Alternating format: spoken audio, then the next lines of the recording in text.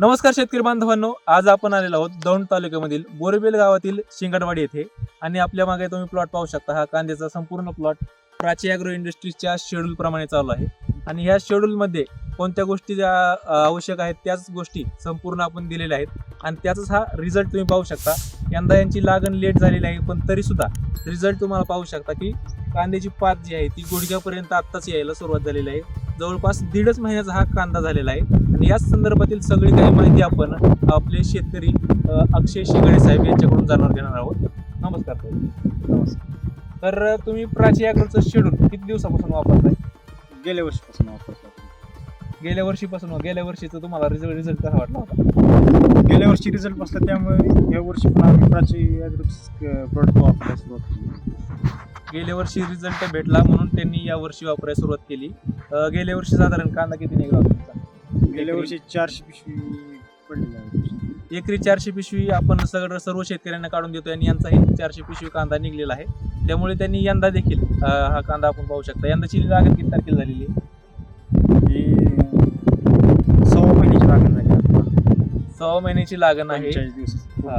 45 दिवसाची लागण आहे आणि तुम्ही दाखवा की यांची पाती कशी आहेत. एकदम कडक पाती आहेत आणि त्याची मानपूट पहा आता फुगण्यास सुरुवात झालेली आहे. इथून पुढं काय म्हणतात चॅलेंजिंग स्टेज राहते. यंदा काय झालंय की लेट लागण झाल्यामुळं आता यांच्या पुढे एक चॅलेंज आहे की मान काय फुगत नाही जास्त ऊन वाढल्यामुळं.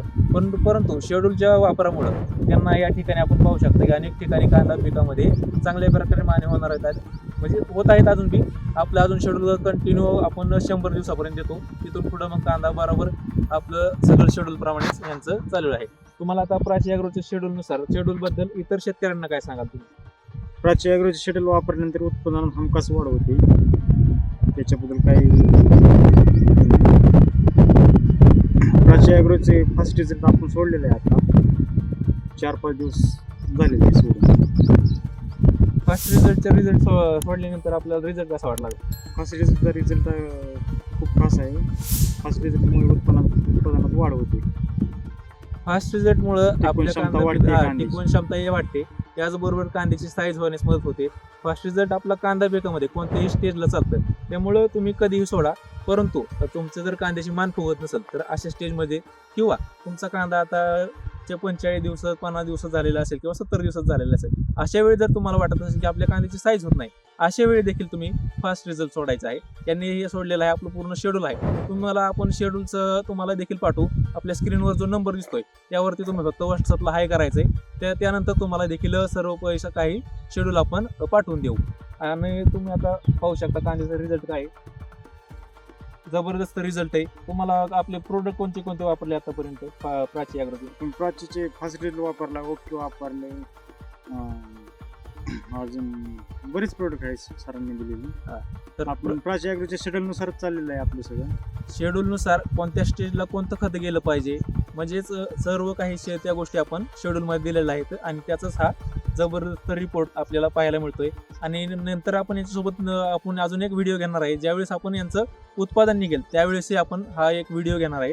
पण सध्या तुम्ही पाहू शकता की लेट लागण आहे, तरी देखील कांदा आपण पाहू शकता की एकदम ताट पाती आहेत आणि कांद्याची मानही तुम्ही अनेक ठिकाणी पाहू शकता.